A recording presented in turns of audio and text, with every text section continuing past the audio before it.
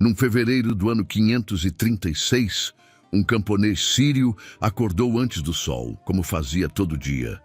Calçou as sandálias gastas, cruzou o pátio de terra batida e olhou para o leste esperando a faixa alaranjada que anunciava a manhã. O sol nasceu. Mas algo estava errado. A luz era fraca, cinzenta, filtrada por um véu que não era nuvem, não era névoa, era outra coisa. Uma película suspensa no ar, como se o próprio céu tivesse embaçado. O calor que deveria emanar do nascente simplesmente não chegava. O orvalho nas folhas secas não evaporava. O dia era claro, mas frio, e as sombras quase não existiam. Ele não tinha como saber que estava olhando para a borda de uma catástrofe que duraria 18 meses. Que aquele véu era cinza vulcânica lançada na estratosfera por uma erupção do outro lado do mundo. Que estaria em todo o hemisfério norte ao mesmo tempo, bloqueando a radiação solar com uma eficiência que nenhum eclipse consegue alcançar. Ele voltou para dentro. Esperou que o dia melhorasse. O dia não melhorou. E os anos seguintes também não. Procópio de Cesareia era o maior historiador vivo do século VI. Homem culto, viajante, cronista de Justiniano e de suas guerras. Homem que havia visto coisas espetaculares. Mas o que ele registrou no ano 536 era diferente de tudo. O sol brilhou sem força durante esse ano inteiro, como a lua. E pareceu que o sol perdeu sua qualidade de iluminação, e os homens não podiam se livrar do frio, nem da guerra, nem da fome. Olhar diretamente para o sol sem machucar os olhos.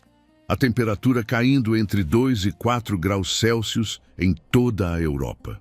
O verão chegando como outono, o outono chegando como inverno, e o inverno chegando como nada que qualquer pessoa viva havia conhecido. Para entender por que isso foi o início do pior período documentado da história humana, você precisa parar de pensar no mundo moderno por um instante. 90% da população europeia vivia da agricultura de subsistência. Isso não é percentual abstrato. Significa que o intervalo entre a colheita e a fome era de uma estação ruim. Apenas uma, sem supermercado, sem caminhão refrigerado, sem reserva estratégica nacional, sem banco de alimentos. Você plantava no seu pedaço de terra, colhia o que conseguia, armazenava nos meses frios e rezava para durar até a próxima colheita. O sistema funcionava em equilíbrio precário. Um verão quente de menos quebrava esse equilíbrio. O verão de 536 não foi quente de menos. Não chegou. Trigo que deveria brotar nos campos do norte da França apodreceu encharcado. Cevada no leste europeu não amadureceu. Vinhas na Itália produziram cachos murchos, azedos, sem açúcar suficiente para fermentar em vinho. Plantações de painço no que hoje é a Alemanha nunca foram colhidas porque não havia nada para colher. Os celeiros do primeiro outono ficaram na metade. No segundo outono, ficaram vazios. A fome não chega de uma vez. É isso que a torna tão devastadora. Ela começa como aperto.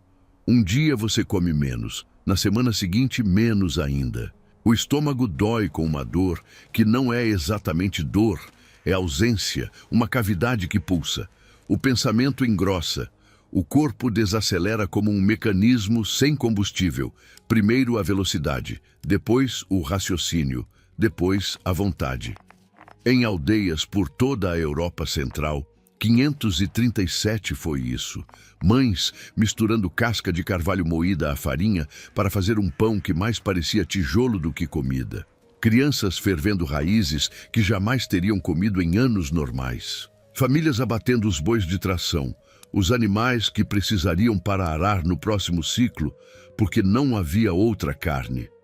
Uma crônica irlandesa do período menciona o que chamam de pão de osso, farinha de osso de animal pulverizada, misturada com água e assada no fogo. Outra, do interior da Anatólia, descreve homens comendo couro de sandália fervido, não como símbolo de desespero, como refeição. Não era metáfora, Era segunda-feira. E então veio a segunda camada do colapso, porque 536 não se contentou com apenas uma forma de destruição. O sistema que mantinha a Europa funcionando era uma teia de dependências mútuas. O camponês precisava do senhor feudal para proteção. O senhor precisava do camponês para alimentar suas terras. O bispo precisava dos dízimos para manter a diocese. O comerciante precisava do excedente agrícola para ter algo para vender. A cidade precisava do campo. Quando a produção agrícola colapsou, cada anel dessa cadeia começou a falhar. Mercados que reuniam aldeias inteiras semanas a fio fecharam. Estradas que existiam porque havia tráfego se deterioraram porque o tráfego desapareceu. Aldeias que viviam como pontos de parada em rotas comerciais perderam sua razão de existir.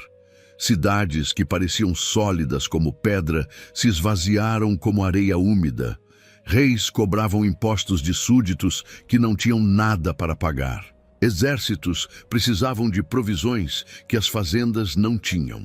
Fronteiras que eram mantidas pela presença militar ficaram cada vez mais descobertas. A névoa sobre o sol estava desmontando, peça por peça, tudo que havia sido construído em séculos. E nesse vácuo, algo estava a caminho. Em 541, um navio mercante saiu do Egito com ratos nos porões e pulgas nos ratos.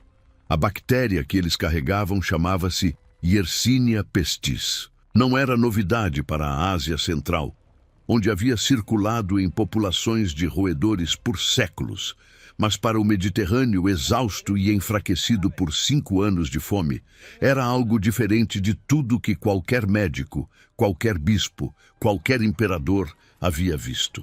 Pelúcio, no norte do Egito, caiu primeiro, depois Pelusium, depois Alexandreia, depois os navios que saíam do porto de Alexandreia, carregando mercadorias, chegavam a Constantinopla com uma carga adicional que nenhum manifesto registrava.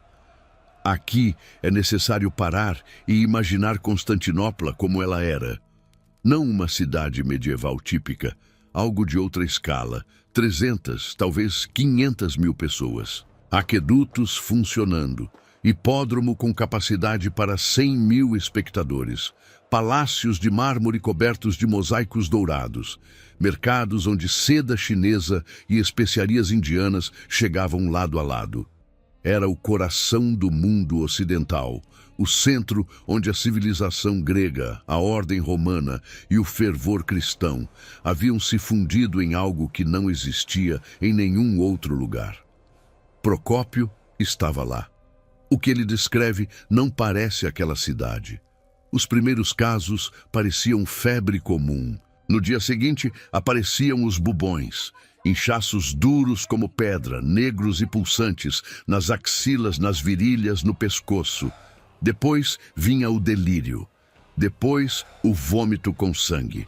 Depois, a pele que escurecia como carne queimada por dentro. A morte chegava em 3 dias. 3 dias. Procópio escreveu que a cidade vomitava cadáveres. As igrejas que cantavam hinos pela manhã enchiam-se de gemidos à tarde. Os mercados que cheiravam a especiarias começaram a cheirar a outra coisa. Uma coisa que qualquer pessoa que já ficou perto de carne em decomposição reconhece imediatamente e nunca esquece. Os coveiros que enterravam os mortos do dia anterior morriam antes do dia seguinte. Os sepultores contratados pela cidade pararam de aparecer. As famílias que tentavam enterrar seus próprios mortos morriam antes de terminar. E os corpos se acumulavam nas ruas, nos pátios, nas praças, nas entradas das igrejas, em quantidades que nenhuma estrutura urbana havia sido projetada para absorver. O próprio Justiniano adoeceu, sobreviveu. Seu sonho de uma Roma restaurada não sobreviveria. Entre 541 e 549, menos de uma década, a Europa perdeu entre 30% e 50% de sua população total. Não há números exatos porque, a certa altura, não havia mais ninguém para contá-los. Campos férteis que alimentavam aldeias inteiras viraram matagal em 3 anos de abandono. Estradas romanas construídas para durar milênios afundaram sob a vegetação porque não havia mais ninguém para pisá-las. Cidades que haviam sido centros de civilização por séculos, Roma, Milão, Tessalônica, se transformaram em versões espectral de si mesmas. Ruas largas com poucos passos. Prédios magníficos, sem ninguém para habitá-los. A densidade populacional europeia caiu a níveis que só seriam recuperados 500 anos depois. 500 anos, 20 gerações. E, no entanto, no meio disso tudo, uma coisa aconteceu que só é possível entender se você aceitar que o ser humano tem alguma coisa dentro de si que é mais teimosa do que qualquer catástrofe. Nos mosteiros espalhados pelas montanhas da Irlanda, da Itália e dos Alpes, monges continuavam copiando manuscritos. Enquanto o mundo desabava lá fora, enquanto aldeias viravam fantasmas e cidades viravam cemitérios, esses homens ficavam sentados à luz de velas, copiando Virgílio, copiando textos de medicina grega, copiando filosofia, copiando geometria. Não como ato heróico consciente, como ato de fé na continuidade. Como se soubessem, sem palavras para isso, que o futuro precisaria do passado. Eram arquivistas do impossível. Os camponeses que sobreviveram aprenderam por pura necessidade que a terra devolvia mais quando descansava, que plantar o mesmo grão no mesmo campo todos os anos esgotava o solo. A rotação trienal de culturas, que seria fundamental para a recuperação da Europa medieval, nasceu do desespero de gente com fome, tentando entender por que a terra havia parado de produzir. Os artesãos sobreviventes formaram as primeiras associações de ofício, precursoras dos grêmios medievais, porque quando os velhos mestres morreram, era preciso organizar o repasse do conhecimento antes que desaparecesse junto com eles. A resiliência humana não tem a ver com otimismo, tem a ver com a recusa prática de deixar coisas importantes morrerem. A linha que vai de 536 até Copérnico, até Galileu, até as primeiras faculdades de medicina europeias, passa por aquelas salas frias com pergaminhos e tinteiros. Passa pela terra que aprendeu a descansar. Passa pela memória preservada de uma civilização que quase desapareceu completamente. A escuridão de 536 não foi apenas um desastre climático. Foi o teste mais brutal que o mundo ocidental já atravessou, e a prova de que civilização não vive nos palácios. Vive nos hábitos, nas técnicas, nos conhecimentos que as pessoas carregam consigo e se recusam a largar mesmo quando tudo ao redor desaparece. Agora traga isso para cá. A cadeia de suprimentos que abastece os supermercados das maiores cidades do mundo opera com margem de 3 a 5 dias. A rede elétrica que sustenta hospitais, servidores de dados, sistemas de comunicação e terminais bancários foi construída para funcionar em condições normais, não em condições de colapso simultâneo. O transporte global de alimentos que conecta o campo que produz ao consumidor que compra depende de uma teia logística que parece sólida, mas é extraordinariamente fina. Em 2020, um único vírus respiratório, sem erupção vulcânica, sem extinção de colheitas, sem escuridão no céu, foi suficiente para paralisar cadeias de suprimento globais, esvaziar prateleiras, colapsar sistemas hospitalares e suspender economias inteiras por meses. Amortecimento não é proteção, é apenas distância do abismo. A caldeira de Yellowstone existe. As falhas tectônicas do Pacífico existem. Os sistemas climáticos que regulam a temperatura do planeta estão sendo pressionados de formas que não têm precedente na história registrada. Uma erupção da magnitude do que ocorreu em 536 hoje atingiria voos comerciais, contaminaria satélites de monitoramento agrícola, interromperia a produção industrial em escala global E faria isso dentro de dias, não meses, porque nossa infraestrutura é mais rápida e mais interconectada, mas também mais frágil. A lição de 536 não é sobre catástrofe. É sobre o que uma civilização decide preservar quando percebe que tudo pode desaparecer. Os monges preservaram o conhecimento. Os camponeses preservaram as técnicas. Os artesãos preservaram os ofícios. Se chegasse aqui a névoa que chegou naquele fevereiro, o que você escolheria salvar? E mais importante, você já sabe o suficiente para salvar alguma coisa? Deixe nos comentários o que você acha que nossa geração ainda sabe fazer sem tecnologia, sem internet, sem os sistemas que mantêm tudo funcionando. A resposta vai dizer mais sobre a fragilidade do nosso mundo do que qualquer estatística. Se esse vídeo mudou algo na forma como você enxerga o que depende do sol acima da sua cabeça, compartilhe com alguém que ainda acha que catástrofes são coisa do passado. E se inscreva no canal, porque o próximo episódio vai mostrar que 536 não foi uma anomalia. Foi parte de um padrão que a humanidade insiste em ignorar.